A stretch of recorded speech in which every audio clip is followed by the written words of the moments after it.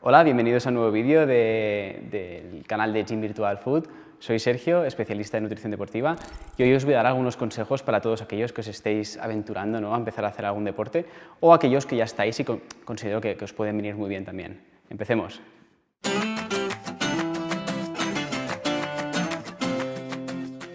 Bueno, pues para daros estos consejos he decidido separarlo en dos bloques, ¿no? Por un lado, los pilares básicos, importantes, que tienen que estar cubiertos, y por otro lado tengo un poco lo que son los pilares un poco más secundarios que van a pasar en segundo plano, pero que obviamente es importante tenerlos en cuenta. En cuanto a pilares básicos, bueno, pues por supuesto el descanso. El descanso es vital, ¿no?, para estar al 100% el día siguiente y poder hacer todas aquellas cosas que tenemos que hacer, como hacer deporte, estar activo durante el día, ir a trabajar. ¿Qué sucede cuando una persona no descansa bien? Básicamente que acumula mucha fatiga, tanto fatiga física como fatiga mental, y esto va a afectar, ¿no?, a que estés más cansado, tu estado de ánimo empeore y no hagas todo aquello que tenías que hacer. Por lo tanto, va a repercutir también en nuestros resultados deportivos.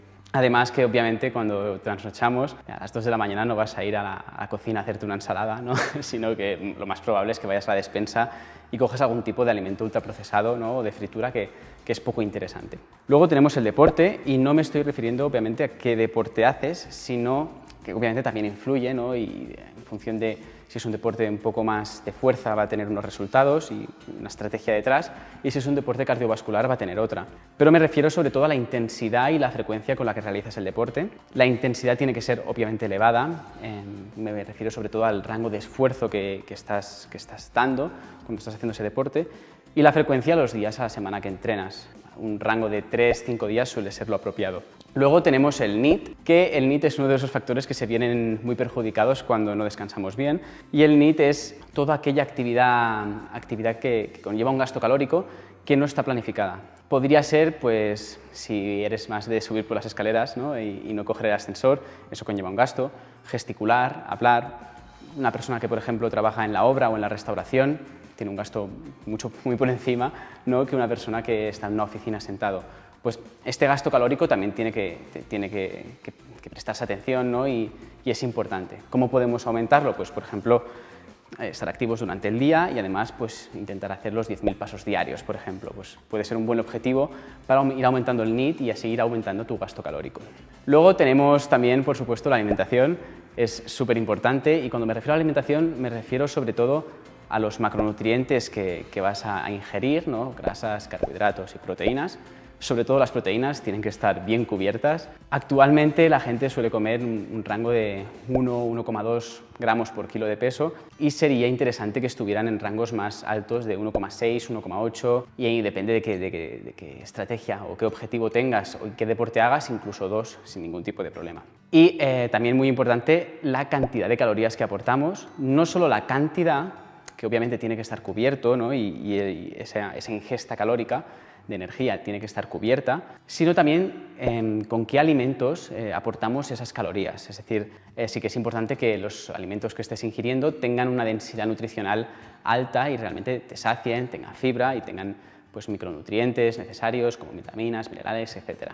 Y luego, por último, dentro de estos factores más importantes, de estos pilares básicos, tenemos la hidratación. Y no me refiero únicamente a la hidratación, es decir, el agua que tú puedas ir bebiendo cuando haces deporte, sino el agua que engloba todo tu día a día, ¿no?, el agua que bebes durante todo el día, que es importante tenerla cubierta.